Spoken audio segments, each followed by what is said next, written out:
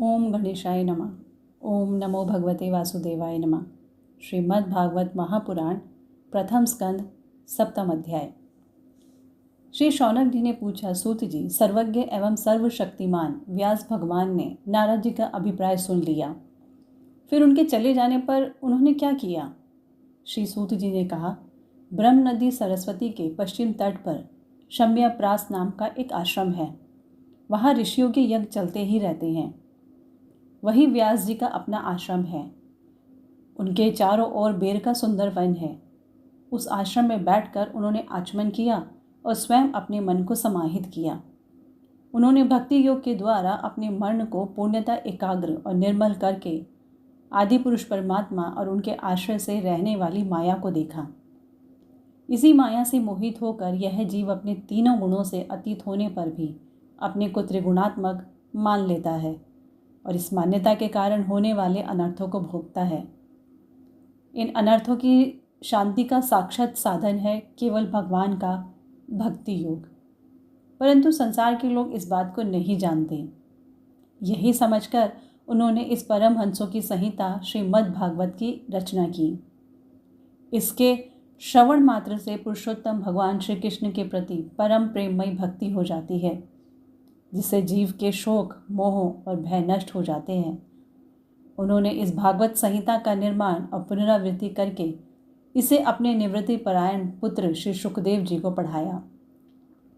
श्री शौनक जी ने पूछा, श्री सुखदेव जी तो अत्यंत निवृत्ति परायण है, फिर उन्हें किसी भी वस्तु की अपेक्षा नहीं है। वे सदा आत्मा में ही रमण करते हैं। फिर उन्होंने किस लिए इस विशाल ग्रंथ का अध्ययन किया? श्री सूत जी ने कहा, जो लोग ज्ञानी हैं, जिनकी अविद्या की गांठ खुल गई है और जो सदा आत्मा में ही रमण करने वाले हैं, वे भी भगवान के हेतु रहित भक्ति किया करते हैं, क्योंकि भगवान के गुण ही ऐसे मधुर हैं जो सबको अपनी ओर खींच लेते हैं। फिर सुखदेव जी तो भगवान के भक्तों के अनंत प्रिय और स्वयं भगवान वेद व्यास के पुत्र हैं। भगवान के गुणों ने उनके हृदय को अपनी ओर खींच लिया और उन्होंने उससे विवश होकर ही इस विशाल ग्रंथ का अध्ययन किया। शौनक जी, अब मैं राजश्री परीक्षित के जन्म, कर्म और मोक्ष की तथा पांडवों के स्वर्गारोहण की कथा सुनाता हूँ, क्योंकि इन्हीं से भगवान श्री कृष्ण की अनेकों कथाओं का उदय होता है, जिससे मैं महाभारत युद्ध में कौरव और पांडव दोनों पक्षों के बहुत से वीर गति को प्राप्त हो चुके थे और भीमसेन की गदा के प्रहार से दुर्योधन की जांघ टूट चुकी थी। तब अश्वत्थामा ने अपने स्वामी दुर्योधन का प्रिय कार्य समझकर द्रौपदी के सोते हुए पुत्रों के सिर काटकर उसे भेंट किया। यह घटना दुर्योधन को भी अप्रिय ही लगी, क्योंकि ऐसे नीच कर्म की सभी निंदा करते हैं। उन बालकों की माता द्रौपदी अपने पुत्रों का निधन सुनकर अत्यंत दुखी हो गई। उसकी आंखों से आंसू छलछला आए। वह रोने लगी।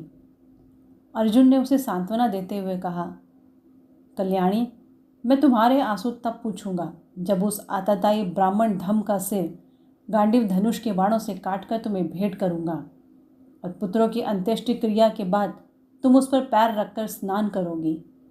अर्जुन ने इन मीठी और विचित्र बातों से द्रौपदी को सांत्वना दी और अपने मित्र भगवान श्री कृष्ण की सलाह से उन्हें सारथी बनाकर कवच धारण कर और अपने भयानक गांडीव धनुष को लेकर वे रथ पर सवार हुए तथा गुरुपुत्र अश्वत्थामा के पीछे दौड़ पड़े। बच्चों की हत्या से अश्वत्थामा का भी मन उद्विग्न हो गया था। जब उसने दूर से ही देखा कि अर्जुन मेरी ओर झपटे हुए आ रहे हैं, तब वह अपने प्राणों की रक्षा के लिए पृथ्वी पर जहाँ तक भाग सकता था रुद्र से भयभीत सूर्य की भांति भागता रहा।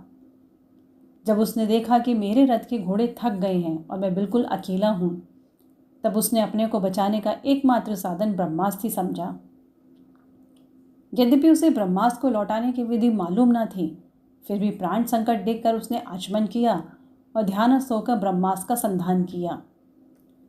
उस अस्त्र से सब दिशाओं में एक बड़ा प्रचंड तेज फैल गया। अर्जुन ने देखा कि अब तो मेरे प्राणों पर ही आ बनी है। तब उन्होंने श्री कृष्ण से प्रार्थना की। अर्जुन ने कहा, श्री कृष्ण, तुम सच्चिदानंद स्वरूप परमात्मा हो। तुम्हारी शक्ति अनंत है। तुम ही भक्तों को अभय देने वाले हो, जो संसार की धधकती हुई आग में जल रहे हैं। उन जीवों को उससे उबारने वाले एकमात्र तुम ही हो। तुम प्रकृति से परे रहने वाले आदि पुरुष साक्षात परमेश्वर हो। अपनी चित्त शक्ति से बहिरीन एवं त्रिगुणमयी माया को दूर भगाकर अपने अद्वितीय स्वरूप में स्थित हो। वहीं तुम अपने प्रभाव से माया मोहित जीवों के लिए धर्मादिरूप कल्याण का विधान करते हो। तुम्हारा यह अवतार पृथ्वी का भार हरण करने के लिए और तुम्हारे अनन्य प्रेमी भक्तजनों के निरंतर स्मरण ध्यान करने के लिए है। स्वयं प्रकाश स्वरूप श्री कृष्ण यह भयंकर तेज सब ओर से मेरी ओर आ रहा है। ये क्या है, कहाँ से है, क्यों आ रहा है, इसका मुझे बिल्कुल पता नहीं है। भगवान ने कहा, अर्जुन, यह अश्वत्थामा का चलाया हुआ ब्रह्मास्त्र है। यह बात समझ लो कि प्राण संकट उपस्थित होने से उसने इसका प्रयोग तो कर दिया है, परंतु वह इस अस्त्र को लौटाना नहीं जानता। किसी भी दूसरे अस्त्र में इसको दबा देने की शक्ति नहीं है। तुम शस्त्र विद्या को भली भांति जानते ही हो। ब्रह्मास्त्र के तेज से ही इस ब्रह्मास्त्र की प्रचंड अग्नि को बुझा दो। सूत जी कहते हैं, अर्जुन विपक्षी वीरों को मारने में बड़े प्रवीण थे। भगवान की बात सुनकर उन्होंने आचमन किया और भगवान की परिक्रमा करके ब्रह्मास्त्र के निवारण के लिए ब्रह्मास्त्र का ही संधान किया। बाणों से विशिष्ट उन दोनों ब्रह्मास्त्रों से तेज प्रलयकालीन सूर्य एवं अग्नि के समान आपस में टकराकर सारे आकाश और दिशाओं में फैल गए और बढ़ने लगे। तीनों लोगों को जलाने वाली उन दोनों अस्त्रों की बढ़ी हुई लपटों से प्रजा जलने लगी और उसे देखकर सबने यही समझा कि यह प्रलय काल की सान्वर्तक अग्नि है। उस आग से प्रजा का और लोगों का नाश होते देखकर भगवान की अनुमति से अर्जुन ने उन दोनों को ही लौटा दिया। अर्जुन की आंखें क्रोध से लाल लाल हो रही थीं। उन्होंने झपट कर उस क्रूर अश्वत्थामा को पकड़ लिया और जैसे कोई रस्सी से पशु को बांध दे वैसे ही बांध लिया। अश्वत्थामा को बलपूर्वक बांधकर अर्जुन ने जब शिविर की ओर ले जाना चाहा, तब उनसे कमल नयन भगवान श्री कृष्ण ने कुपित होकर कहा, अर्जुन, इस ब्राह्मण अधम को छोड़ना ठीक नहीं है। इसको तो मार ही डालो। इसने रात में सोए हुए निरपराध बालकों की हत्या की है। धर्मवेता पुरुष असावधान, मतवाले, पागल, सोए हुए बालक, स्त्री, विवेक ज्ञान शून्य, शरणागत, रथहीन और भयभीत शत्रु को कभी नहीं मारते, परंतु जो दुष्ट और क्रूर पुरुष दूसरों को मारकर अपने प्राणों का पोषण करता है, उसका तो वध ही उसके लिए कल्याणकारी है, क्योंकि वैसी आदत को लेकर यदि वह जीता है तो और भी पाप करता है और उन पापों के कारण नरकगामी होता है। फिर मेरे सामने ही तुमने द्रौपदी से प्रतिज्ञा की थी कि मानवती, जिसने तुम्हारे पुत्रों का वध किया है, उसका सिर मैं उतार लाऊंगा। इस पापी कुलांगार आतताई ने तुम्हारे पुत्रों का वध किया है और अपने स्वामी दुर्योधन को भी दुख पहुंचाया है, इसलिए अर्जुन, इसे मार ही डालो। भगवान श्री कृष्ण ने अर्जुन के धर्म की परीक्षा लेने के लिए इस प्रकार प्रेरणा की, परंतु अर्जुन का हृदय महान था। यद्यपि अश्वत्थामा ने उनके पुत्रों की हत्या की थी, फिर भी अर्जुन के मन में गुरुपुत्र को मारने की इच्छा नहीं हुई। इसके बाद अपने मित्र और साथी श्री कृष्ण के साथ वे अपने युद्ध शिविर में पहुंचे। वहां अपने मित्र पुत्रों के लिए शोक करती हुई द्रौपदी को उसे सौंप दिया। द्रौपदी ने देखा कि अश्वत्थामा पशु की तरह बांधकर लाया गया है। निंदित कर्म करने के कारण उसका मुख नीचे की ओर झुका हुआ था। अपना अनिष्ट करने वाले गुरुपुत्र अश्वत्थामा को इस प्रकार अपमानित देखकर द्रौपदी का कोमल हृदय कृपा से भर आया और उसने अश्वत्थामा को नमस्कार किया। गुरुपुत्र का इस प्रकार बांधकर लाया जाना सती द्रौपदी को सहन नहीं हुआ और उसने कहा, छोड़ दो इन्हें, छोड़ दो। ये ब्राह्मण हैं, हम लोगों के अत्यंत पूजनीय हैं, जिनकी कृपा से आपने रहस्य के साथ सारे धनुर्वेद और प्रयोग तथा उपसंहार के साथ संपूर्ण शस्त्र अस्त्रों का ज्ञान प्राप्त किया है। वे आपके आचार्य द्रोण ही पुत्र के रूप में आपके सामने खड़े हैं। उनकी अर्धांगिनी कृपी अपने वीर पुत्र की ममता से ही अपने पति का अनुगमन नहीं कर सकी। वे अभी जीवित हैं। महाभाग्यवान आर्यपुत्र, आप तो बड़े धर्मज्ञ हैं। जिस गुरु वंश की नित्य पूजा और वंदना करनी चाहिए, उसी को व्यथा पहुंचाना आपके योग्य कार्य नहीं है। जैसे अपने बच्चों के मर जाने से मैं दुखी होकर रो रही हूँ और मेरी आंखों से बार बार आंसू निकल रहे हैं। वैसे ही इनकी माता पतिव्रता गौतमी ना रोए। जो उच्च श्रृंखल राजा अपने कुकृत्य से ब्राह्मण कुल को कुपित कर देते हैं, वह कुपित ब्राह्मण कुल उन राजाओं को सब परिवार शोकाग्नि में डालकर शीघ्र ही भस्म कर देता है। सूत जी ने कहा, शौनक आदि ऋषियों, द्रौपदी की बात धर्म और न्याय के अनुकूल थी। उसमें कपट नहीं था, करुणा और समता थी। अतएव राजा युधिष्ठिर ने रानी के इन हित भरे श्रेष्ठ वचनों का अभिनंदन किया।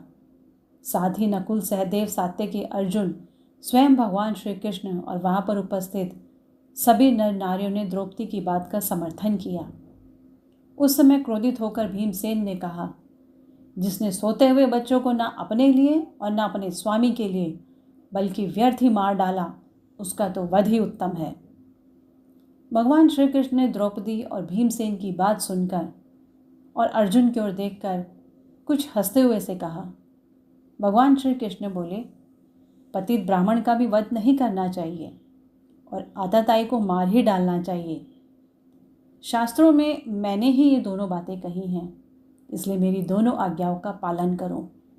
तुमने द्रौपदी को सांत्वना देते समय जो प्रतिज्ञा की थी उसे भी सत्य करो। साथ ही भीमसेन, द्रौपदी और मुझे जो प्रिय हो वह भी करो। सूत जी कहते हैं, अर्जुन भगवान के हृदय की बात तुरंत ताड़ गए और उन्होंने अपनी तलवार से अश्वत्थामा के सिर की मणि उसके बालों के साथ उतार ली। बालकों की हत्या करने से वह श्रीहीन तो पहले ही हो गया था, अब मणि और ब्रह्म तेज से भी रहित हो गया। इसके बाद उन्होंने रस्सी का बंधन खोलकर उसे शिविर से निकाल दिया। मुंड देना, धन छीन लेना और स्थान से बाहर निकाल देना, यही ब्राह्मण अधमों का वध है। उनके लिए इससे भिन्न शारीरिक वध का विधान नहीं है। पुत्रों की मृत्यु से द्रौपदी और पांडव सभी शोकातुर हो रहे थे। अब उन्होंने अपने मरे हुए भाई बंधुओं की देहादि अंत्येष्टि क्रिया की। प्रथम स्कंद का 7वां अध्याय संपन्न हुआ। ओम नमो भगवते वासुदेवाय नमः।